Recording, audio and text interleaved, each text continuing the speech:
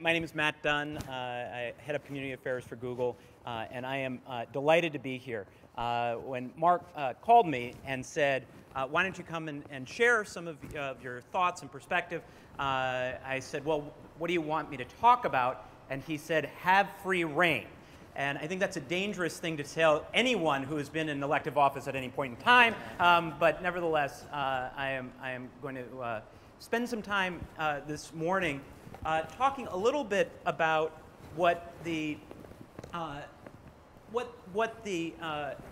world of broadband is looking like on a national perspective from someone who works for Google. I'm going to talk about the trends that we're seeing. I'm going to talk a little bit about the challenges in Vermont, many of which you guys know much better than I do, or are living those challenges on a day-to-day basis. And then I'm going to talk a little bit about the Vermont advantages and innovations that we're seeing, because when it comes down to it, we do have some things that other parts of the country do not have, and we're seeing those really play out in action, including some of the comments that have been made earlier today. This has been an interesting week. Earlier this week, I was on the road all week, and I was in a place called Kansas City, which is the place where Google decided to build out their gigabit of speed connection to the home. And now I am in Orange County, which is the county that includes Thetford, which is one of my favorite stories when I talk about broadband across the country, where I talk about the fantastic library in Thetford, and it is a fantastic library, and on Sundays the parking lot is absolutely filled with cars. And that wouldn't be so strange except for the fact that the Thetford Library is closed on Sunday. And what it is there anyone here from Thetford? I just want to be clear. I know the librarians are here, so they'll probably know that that's actually the Post Mills Library, not the Thetford Library. That's all right.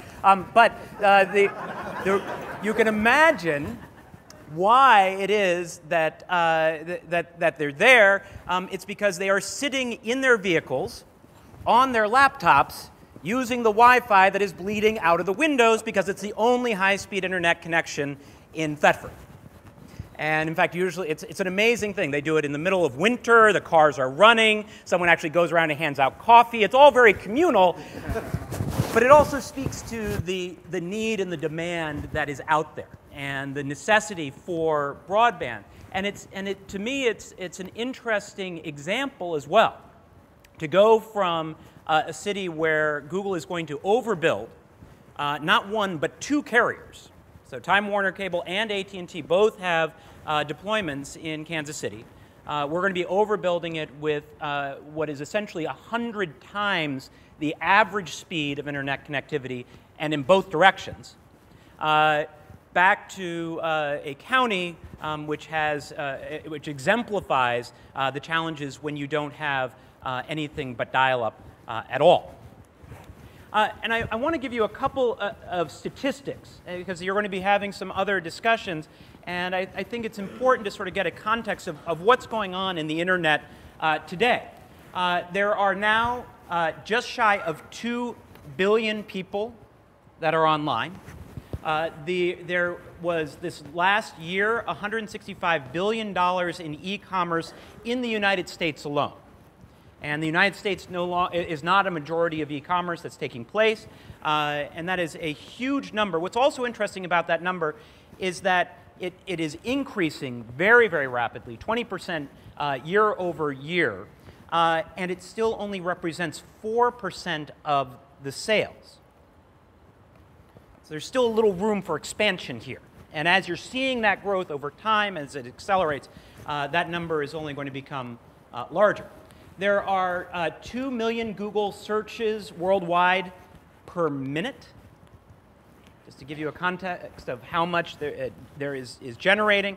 Each of those searches, as you know, do float ads, which is why I continue to have a job. And there are 2 million emails that are sent every second. And if you think about that in the context of the way that communication used to happen, that is a massive, massive acceleration. in the amount of ideas and bits that are going back and forth. And I want to be clear, this only includes email in that old definition of email. It does not include tweeting. It does not include status updates. It doesn't include many of the other communication mediums that are still facilitated. That's someone actually typing out an email and pressing send.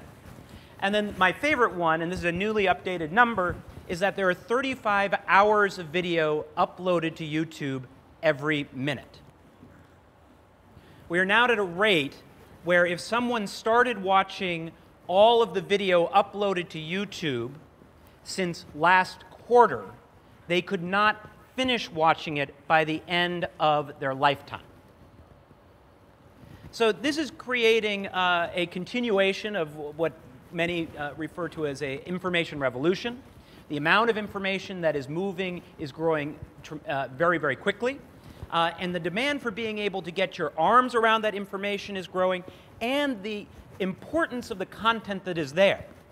As more and more people are using the internet, particularly the types of mediums like video, which are very, very content-rich and therefore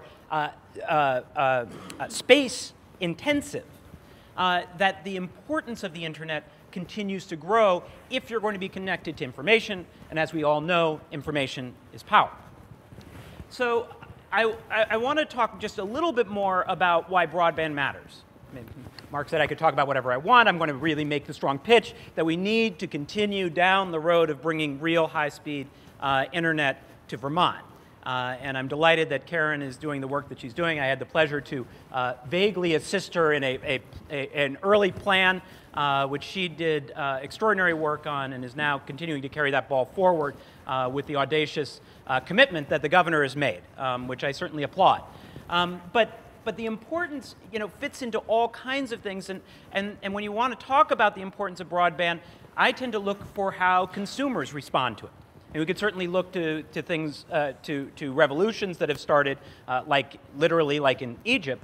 But you can also look at the way that people are responding to it in the commercial sense. And if you talk to any realtor in the state of Vermont today, they will tell you there is a 15 to 20% discount rate for houses that do not have access to broadband. That's a significant amount of money. You are now getting people who are explicitly requesting, what is the internet speed? Because they know that someone who says in their little thing, oh yes, I have broadband, and what they mean is end-of-the-line DSL, that's not what they're looking for. And so it is actually a critical piece in terms of how we are valuing the place that we live, because that's how we're able to get content, either to do our small businesses or to access the information, or to actually have less expensive options in being able to have the kind of connections like voice, like entertainment, that we would like to have. The other thing about broadband is that it increases efficiency costs in a dramatic way, and that's only increasing.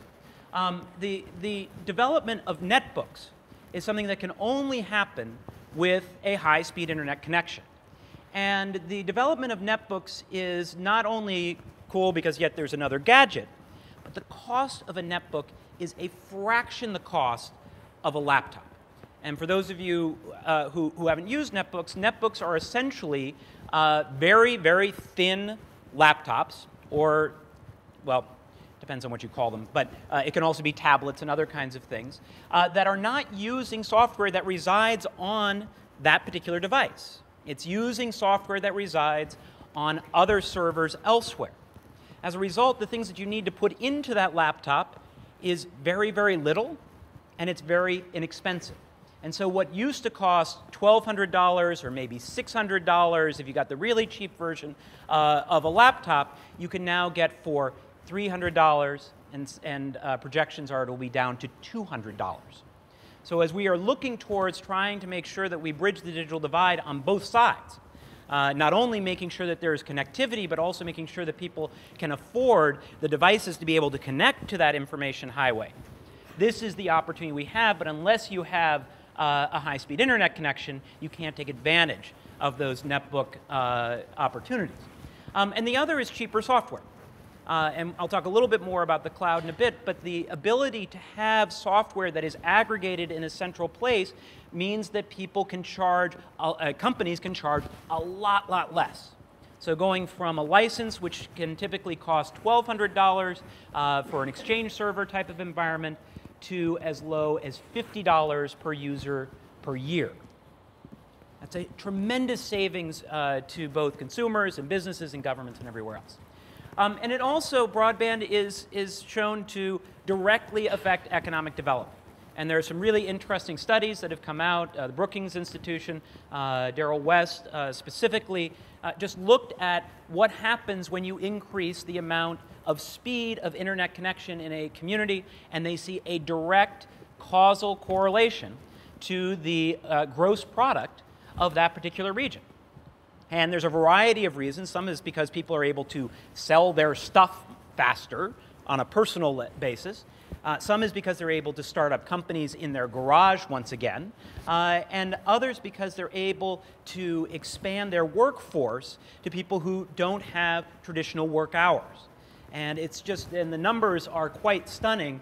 And you know, and if we just move from where we are now to actually having true broadband in the state, there is a clear expectation on the conservative side that it would increase the total number of jobs as well as the state product of Vermont by a dramatic amount. And I think this is actually on the low side because of our sense of entrepreneurship and our proximity to other cities. But we have a challenge in the state, which is that we are pretty far behind right now. And this is Karen's challenge. But this is all of our challenge. Right now, we are 44th in the country in using the internet to engage with our citizens. That's a pretty low number for a state that is as engaged as we are in general, that we're that low. And we're 46th in broadband speed. Now, I want to be clear that that is an improvement from 48th last year. So, you know, we're making headway, and we just eked above Montana, which is very exciting. But nevertheless, that is not going to be a position where you're going to be able to compete. And I want to point out that I'm highlighting broadband speed. We could also talk about how we're close to last in connectivity, but speed really does matter. And just being connected, and if you're connected at something less than, I would argue, 20 megabits, much less than a megabit, you are not going to be able to take advantage of the kinds of things that I was talking about before. So what this is doing is that it's changing the way that organizations are able to function. And one of the big revolutions and trends that is happening is the use of online media and video content and integrating it together with commerce. And that is becoming easier and easier to do. It wasn't, 10 years ago where you had to spend a huge amount of money to get quality video content. You then had to spend a lot of money hosting that video content.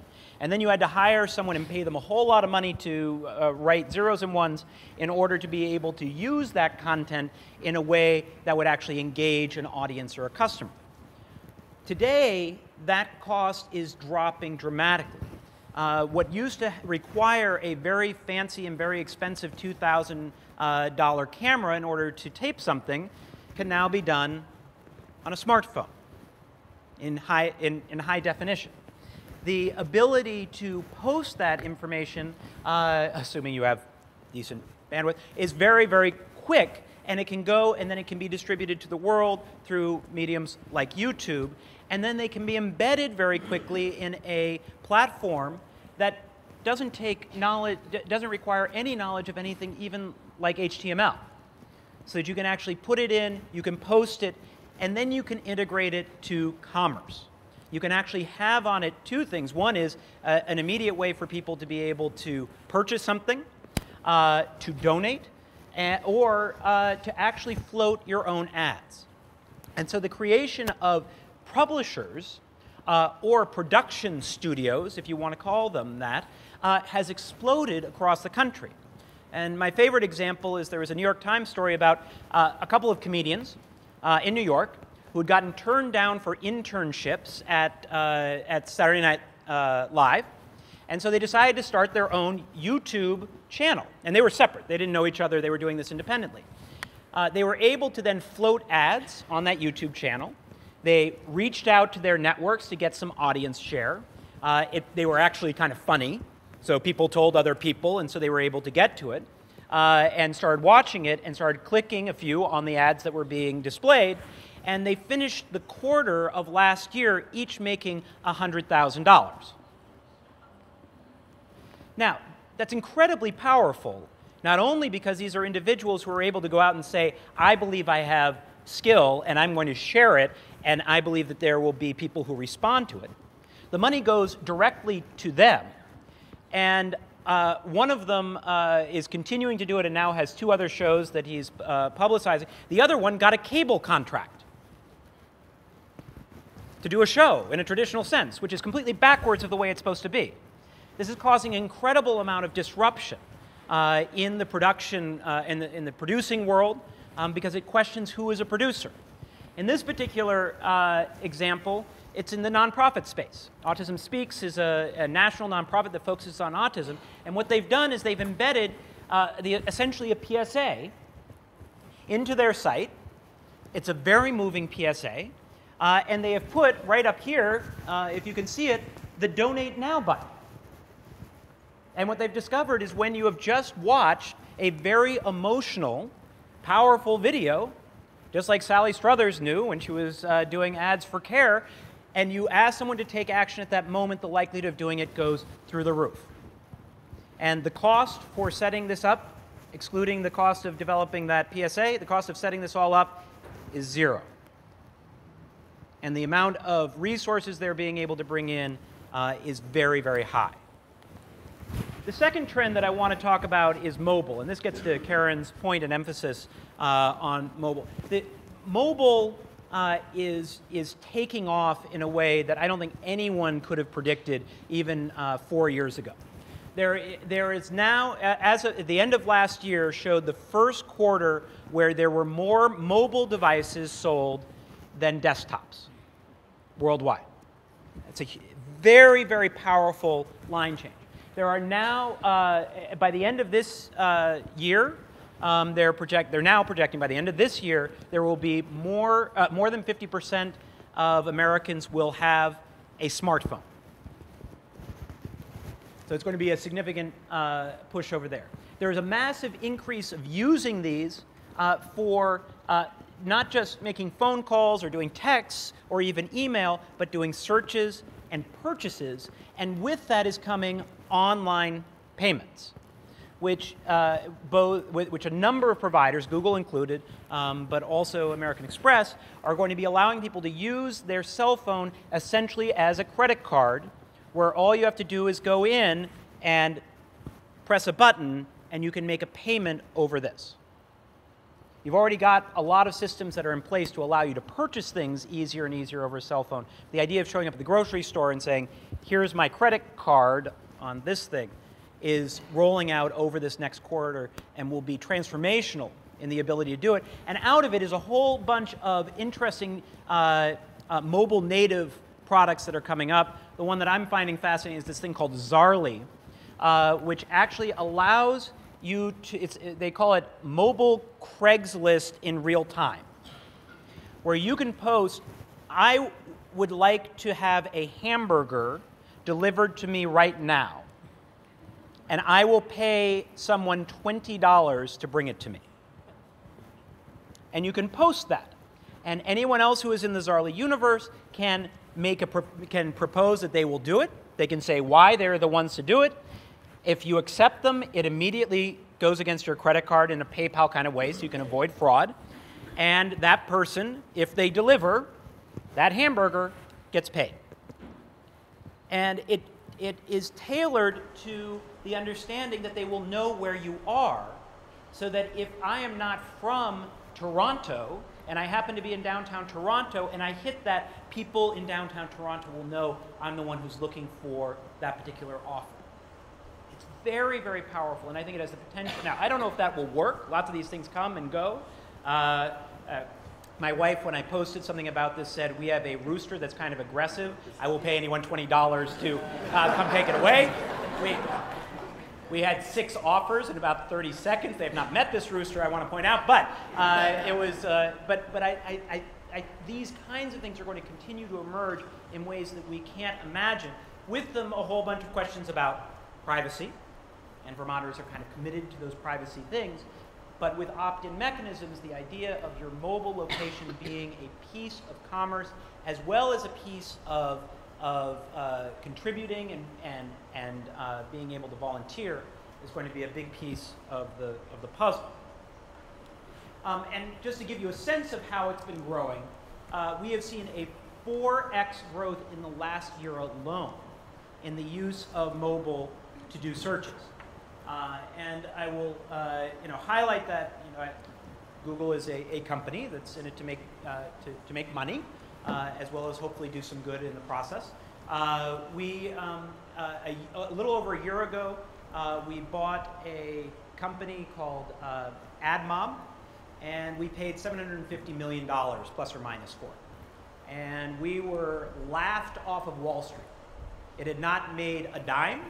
It hadn't even really been proven necessarily to work, and they didn't know why we were, clearly Google was going crazy again and just spending money. It took us a quarter to integrate it into our regular ads platform so that people who are doing advertising on Search in General could integrate it in.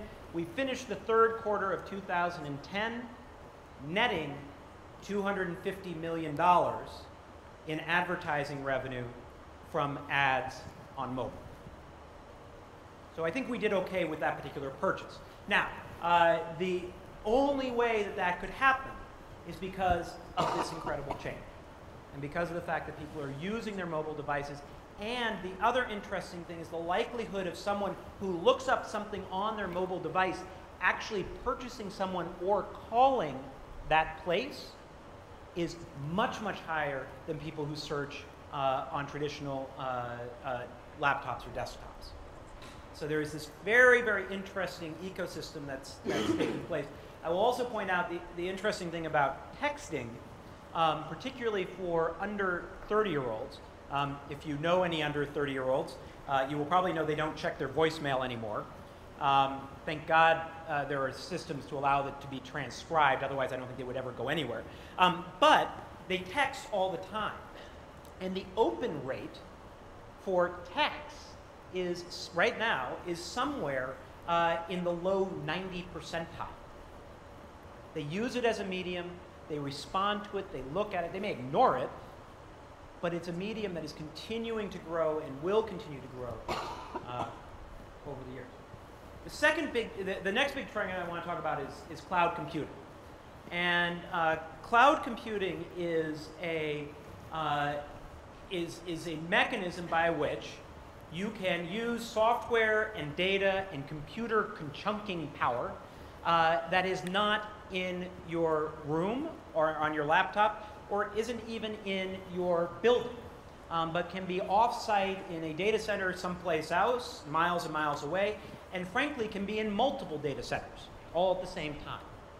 And the power of cloud computing is found in the ways that I mentioned before, in terms of hardware costs coming down, application costs coming down, but we're also seeing it in terms of the ability to distribute video content. So that with a high-speed broadband connection, Netflix can now deliver to you just about any movie that is out there in a streaming high-definition mode. So there's no more getting a CD and sending a CD. There's no more waiting 2.5 hours in order to download something. It's actually allowing it to stream. Just I think it was last week, Google announced that it's coming out with cloud music, which essentially allows you to take any music that you've already purchased, put it up in the cloud, and allow you to access it from any device you want. It doesn't have to be on your iPod, and then you've got to transfer it from your iPod to your laptop, and then you've got to transfer. It's always accessible. You could go to your friend's house and play the playlist that you have in its exact form at any moment in time. The education content that is coming out now that's based on cloud computing is phenomenal. It is interactive. It allows for online tutorials. It allows for content that you wouldn't have seen that's incredibly rich and can be long. And it allows for interaction in a way that had not been imagined before. There is telemedicine that actually we're talking about in Kansas City, which allows people to actually communicate with their doctor in real time and zoom in on that mole using their phone camera and being able to evaluate whether they need to come in. Imagine the cost savings if you were able to do that rather than to have someone come in for an appointment, wait in line, and do everything else, particularly in rural areas. And then the final piece, which is disruptive about cloud computing, is that we're now seeing the delivery of operating systems over the cloud. So you don't even need to have an operating system on your piece of hardware. You can access that remotely. And that opens up a huge number of opportunities that are out there to be able to try different kinds of operating systems. That competition thing, which I'll talk about later, can come into play. And the ability to experiment with those operating systems become much, much easier. And again, it comes down to the cost of that cloud computing is a fraction of other costs. The next new trend that I'm going to talk about is the merger of devices, or what I sometimes refer to as what is a phone? Because right now what we're seeing, particularly with cloud computing and broadband, is a difficulty in deciphering what this is, or what a tablet is, or what a laptop is, or what a television is. Because as you're able to access all of those, anything that is out there, whether it's content for video or television, whether it's internet connectivity, whether it's your email, on all of those devices, they all start to merge. Not only do they get less expensive, they start to merge, and you're able to do things on multiple platforms that used to be segregated, and unfortunately the regulators out there are still looking at them as very different things. I right now, I do most of my phone calls at work using the Google Chat phone. And for those of you who haven't seen that, there's a little thing on the side that just appeared. No one did a big announcement about it. And you click on it, and you can make phone calls to anywhere for free. You can hook up a Bluetooth thing to it, or you can just do it through your computer. It's very, very powerful. You can do that with video.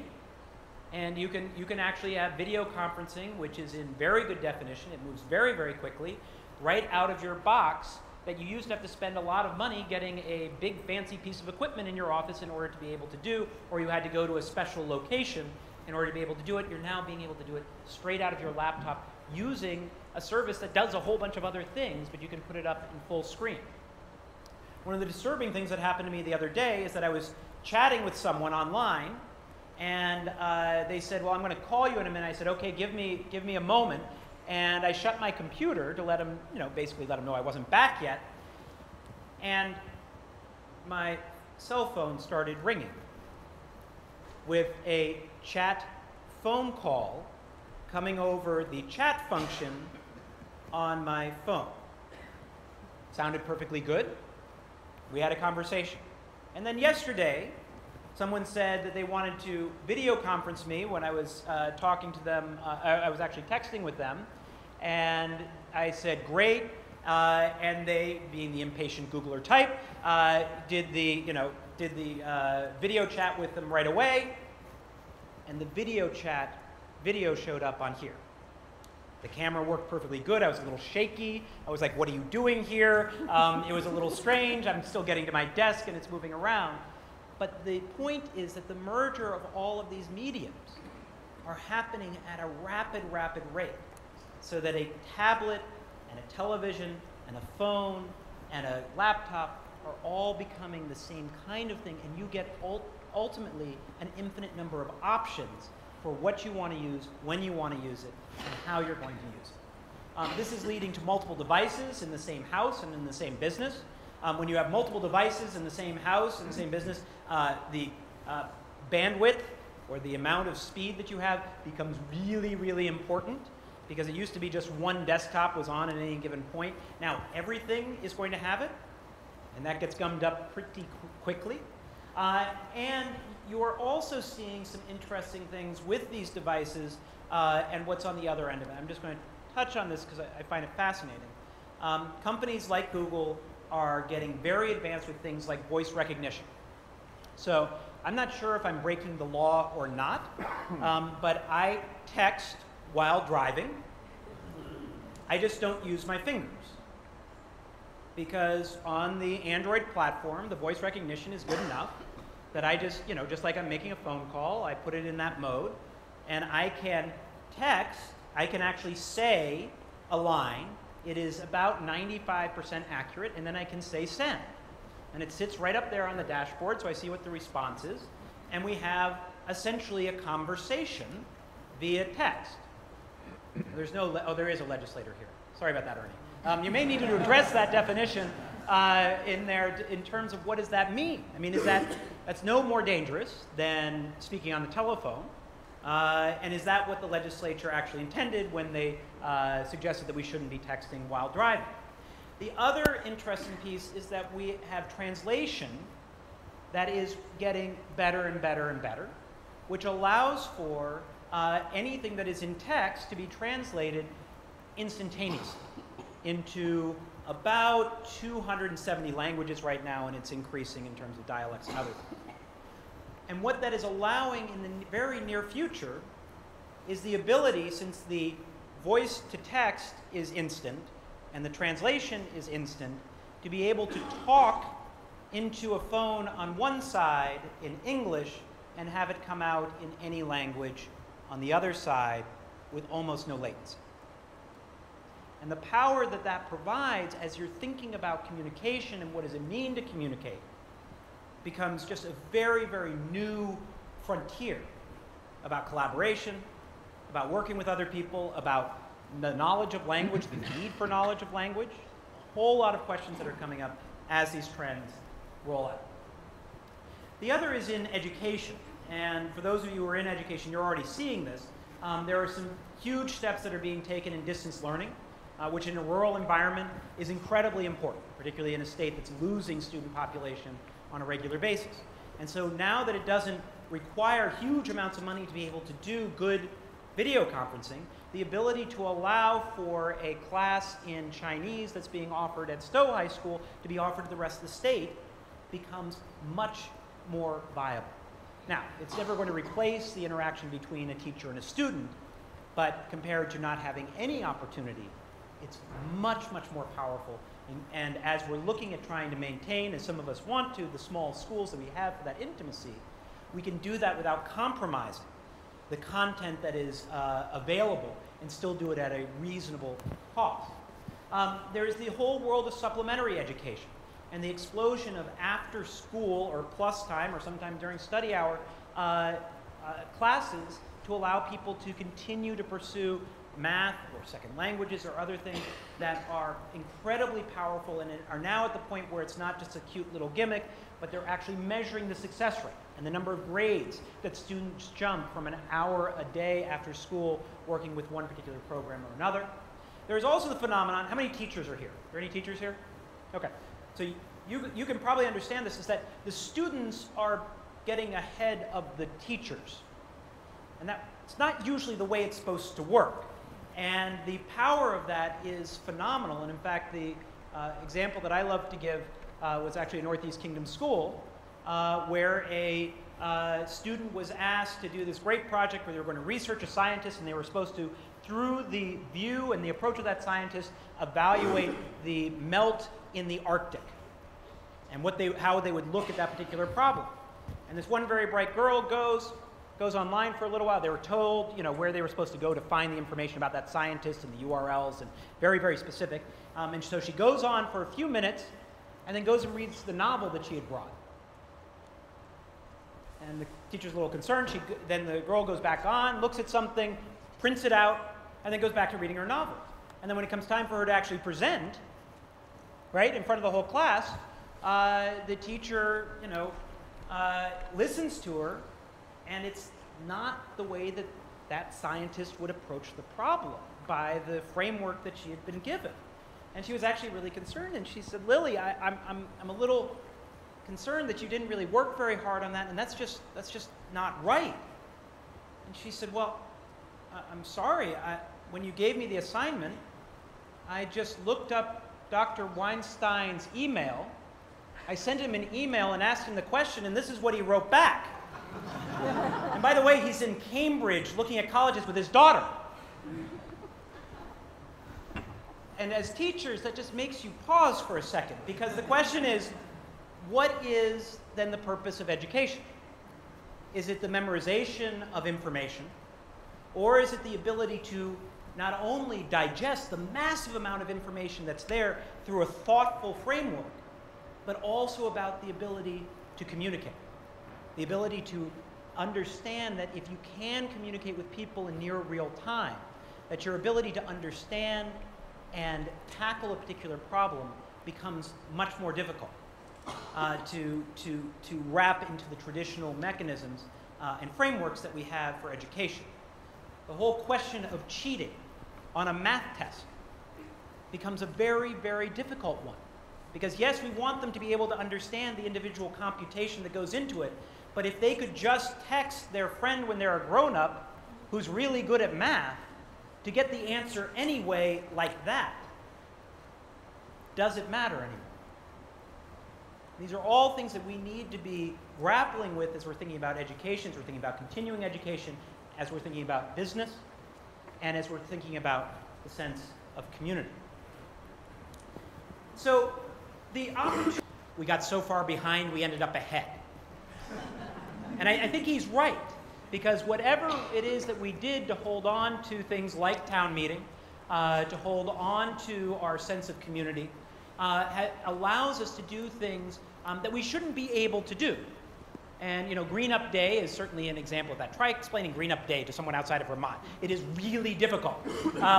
But the other areas that we can actually bring people together and allow for an entire community to understand the opportunity behind having broadband or behind having education on how to use broadband is a very powerful thing that we can do that has already allowed us to keep up despite the fact that we are so low, and should allow us, if we get that fiber, to actually move ahead much faster.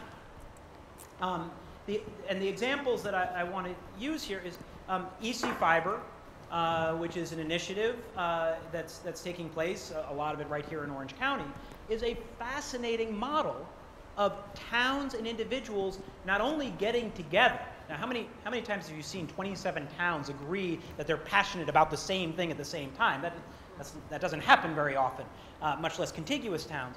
But there are people who actually put their own money on the table, $1 million at this point, to be able to do a pilot to see if this actually works of bringing fiber.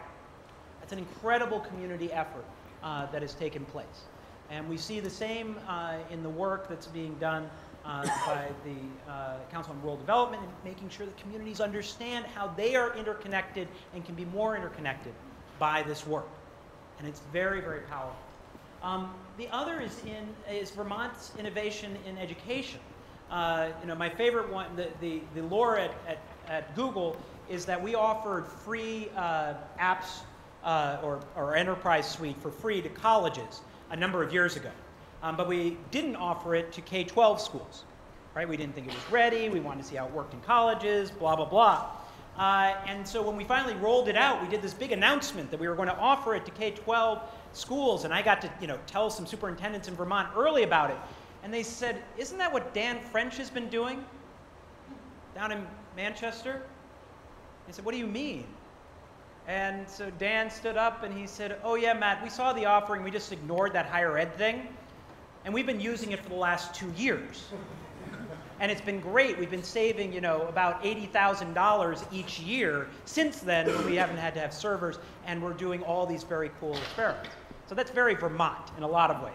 And Google actually thought it was cool, even if it broke our rules. So the other is the Young Writers Project. If you're not familiar with it, it is an incredibly powerful, native to the internet and native to cloud, educational opportunity that allows for students to post, or young people to post their writing and get feedback on it. But it's based on a community. It's based on a mutual trust that Jeff Gevalt, who started it, is not sure can work outside of Vermont. He hopes so.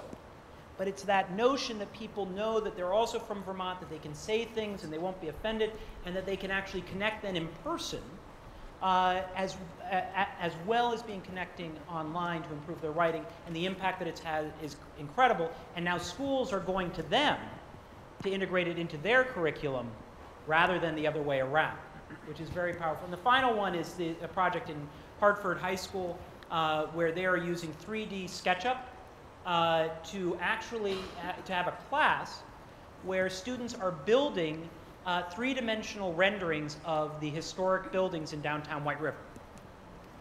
And they're doing it as part of a history class. So they're not only doing the three-dimensional renderings, but they're embedding it with oral histories from people that they're interviewing, with statistics that they are reading, and they're updating, and then other students are saying, wait, that's not right, and they're correcting and advancing along the way. So it's place-based education using a digital medium. And Google was so impressed with it, I wish I could claim that I had anything to do with it, I didn't, but Google was so impressed with it that not only did they upload all of the images into the Google Earth world, so anywhere in the world, if you go to White River Junction, you can zoom in on three-dimensional buildings of White River Junction and understand their history. But they also flew Mike Hathorne, who grew up in Hartford, and started this. They flew him out to Mountain View as part of their teacher academy. They've sent him around training all over the place, and they've sent him a whole bunch of computers so he can keep doing what he's doing. And this is an innovation here in Vermont. And the other thing that I love about this is the kids who are in this class were in the VOTEC program. And they were the ones who they weren't sure if they could really learn history. So they wanted to give them something, you know, maybe that might entertain them for a little while. And they're now being shown across the country. And the kids were flown out to Mountain View as well as innovators. And imagine the agency that not only that recognition, but for them, more importantly, that this is now part of this Earth platform, gives those young people moving forward. And then finally is a revolution in journalism. And this is something that Vermonters are particularly good at.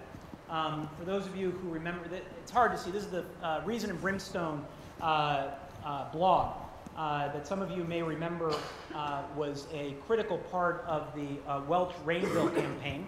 Some of you may find it more painful than others, but this was the blogger, I think, who had about, 10 or 12 visitors a day.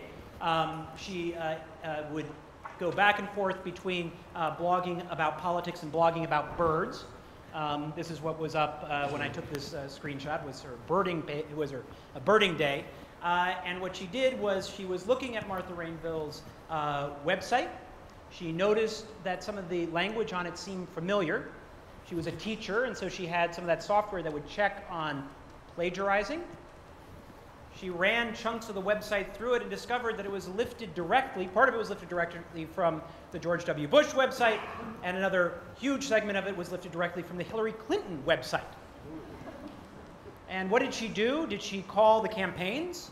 No. Did she call the Rutland Herald or the Brattleboro Reformer or the television? No, she blogged about it. And she just posted it on her blog.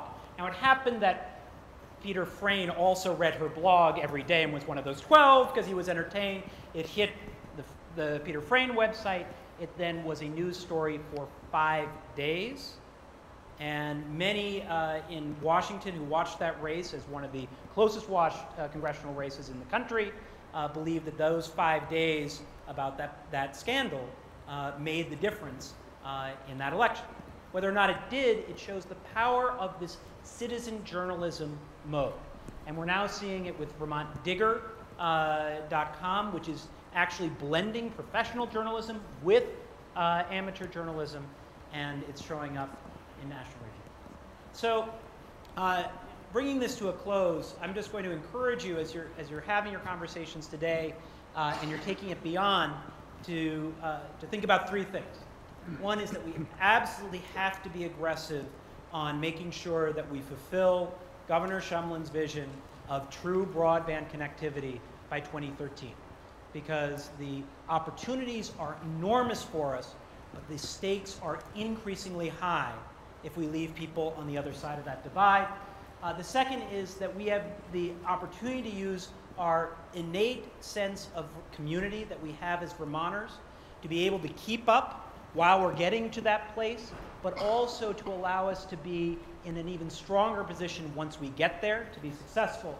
And finally, to be committed to educating Vermonters through that community-based approach so that all Vermonters can benefit from the opportunity, the cost savings, the job potential, and the ability to be a participant in our civic society that can come through connections on the internet. Thank you so much for having me, and have a wonderful conference.